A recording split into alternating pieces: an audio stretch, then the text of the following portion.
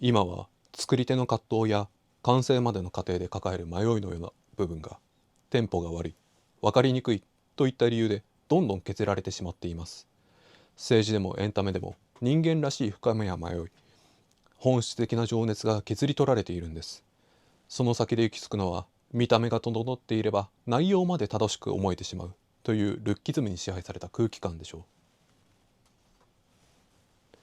う。いかがお過ごしですか？ジェントルマンフィロソファーの花田ステパノソトルです。言語化というもの、言語化という言葉がもてはやされてだいぶ久しくなりましたが、多少言語化という言葉がもてはやされるのは落ち着きを見せてきました。しかし未だに言語化というところがもてはやされることは変わらないと思います。この言語化がもてはやされる時代に対して私は若干の危惧を抱いています。もちろん言語化、これ自体はとても大事です。私たちが、世界の探求をしたり知の前進をしたりすることにおいて仮説を立て、探求し記述をする、こういったことにおいて言語化っていうのは非常に重要な役割を果たしています。けれどこの言語化がもてはやされる時、つまり例えば、あなたの言語化能力はとても素晴らしいですねとかいう時って、おおよその場合において次のような文脈なんですよ。つまりよくぞ言ってくれましたっていう文脈、つまり代弁の文脈、この文脈で使われることが多いっていう、これは私はこれに対してすごく危惧していて、というのはこういった、言語化がこういった文脈において言語化、代弁というところで、言語化がもてはやされるっていう時においては自分で考えることを放棄していたり、もしくは自分で自分のことを言葉にする、言語化する、この、力だったり意志、こういったものを放棄している、もしくは欠如しているんじゃないかというふうに思うわけですね。先ほど述べた通り、言語にすること、言葉にすることを記述すること、これっていうのはすごく大事です。重要です。だからこそ重要だからこそ思考を放棄するようなもの、もしくはイデオロギーを自己内面化するようなもの、こういったものはですよ。そもそも言語化っていう時に、もう言葉にするっていう時に A は B であるっていうふうに語る、この時 A が C や D であること、こういったことを否定していたり、もしくはもしかしたら E であるかもしれないけれどそれは語っていないっていうことがあるんですよ。このように言語化の過程、言葉にすること、この過程においてわからないことだったり語られていないこと、これを明示することっていうのがすごく大事なんですよ。けれどそれを他人に代弁してもらう、こういった時においては、それがなされていない、わからないことや語られていないことを明示することっていうのがなされていないと。そして A は B であるというこの言葉だけ、つまり自分の耳に聞こえのいいものっ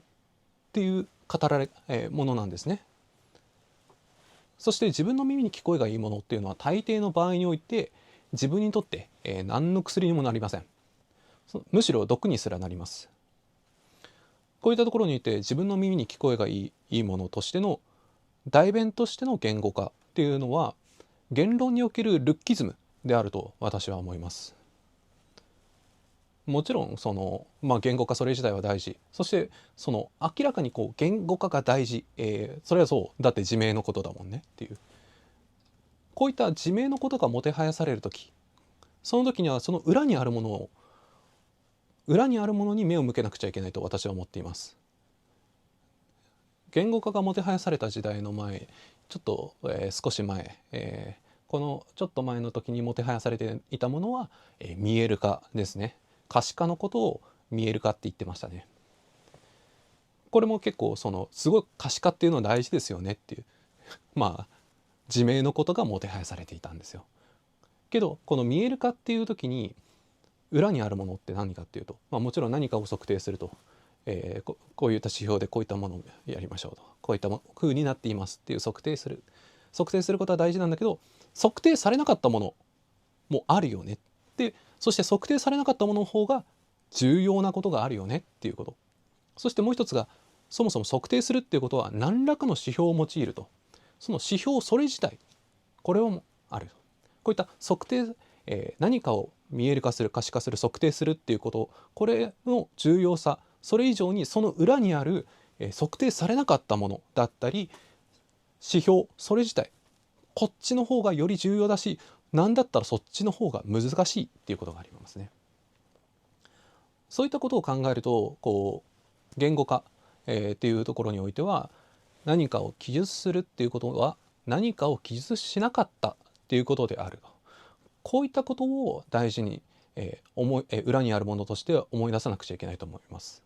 そしておおよそ、記述されないものだったり、よくぞ言ってくれましたというような代弁の文脈においては、自分にとって都合の悪いもの、この存在を認めなければならない。自分にとって都合の悪いものっていうのは受け入れるのは大変です。しかし直視しなければいけないです。となると言語化において、裏にあるものっていうのはその都合の悪いものというところなんですけど、言語化を大事にするんだったら他の意見と比較するっていうこと、これも大事だと。そして他の意見を持っている人だったり、もしかしたら同じ意見を持っているかもしれない人とコミュニケーションすること、こういったものも大事です。でもってそっちの方が難しいよねっていう。となると、問題になってくるのは、我々って当然のように、世界を記述している。そしてかつマルチエージェンツ、複数の、視点だったりエージェントによって記述しているんですね。これってすごく自明なんですけれど、すごく困難なことなんですよ。私ここにキューブタイマーがありますけど、この時、こういったサイコロとか、この時ってそちらから60って見えてて、こっちから15って見えてて、またそっちからは15って見えてて、こっちから60だから60、こっちから60が見えてるってことはそっちには15が見えている、逆のしかりって、こういったことって当然のことにやってるじゃないですか。複数の視点のものを統合するっていうこと、これってすごく自明なんだけど、すごく困難なことを我々やってるよねっていう。よいしょ。こういったすっげえ難しいこと、何語ろうと思ってたんだっけ。すごく自明のことしか言ってないんですよ、私今。今メモをチラチラ見ながら話してるんですけど、言語化とか記述っていうのは本当に大事なんですよ。大事なんだけど、それを他人の言葉、代弁する、よくぞ言ってくれましたみたいな代弁の文脈、そこで、他人に、自分の気持ちだったり自分の観察、自分の思ってることっていうのを他人に、任せるだけじゃダメですっていう。自分の言葉、自分の言語化っていうのも大事にしましょうと。一方で自分の見ているものだけを信じるとか、そういったこともしてはいけません。言語化するっていうことにおいて大事なところ、自分にとって都合の悪いもの、他の意見、またコミュニケーションすること、こういったことを大事にしなくちゃいけないと。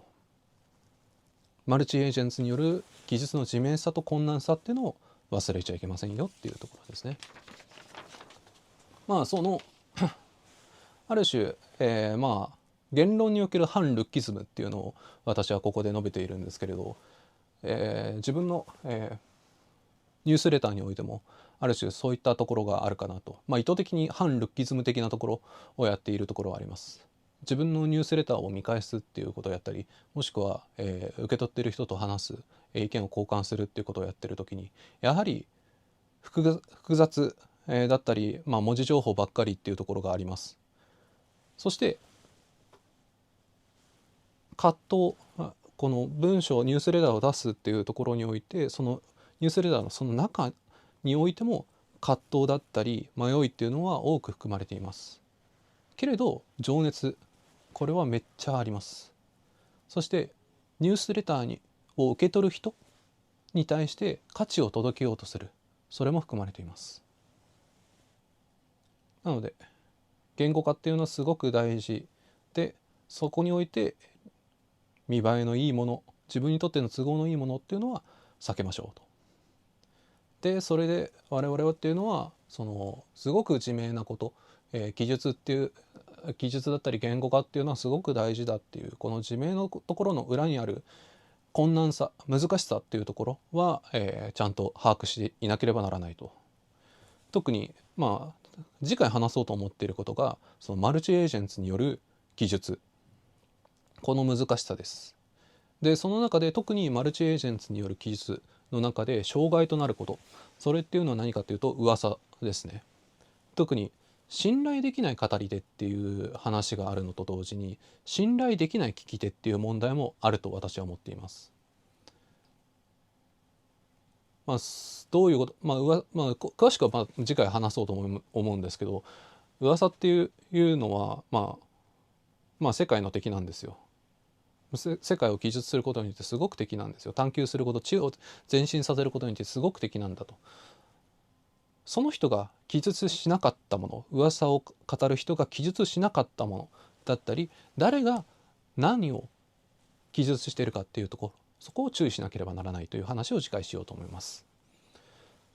世界を探求すること、記述すること、知を前進することによってルッキズムっていうのは非常に注意しなければなりません。それでは青心に。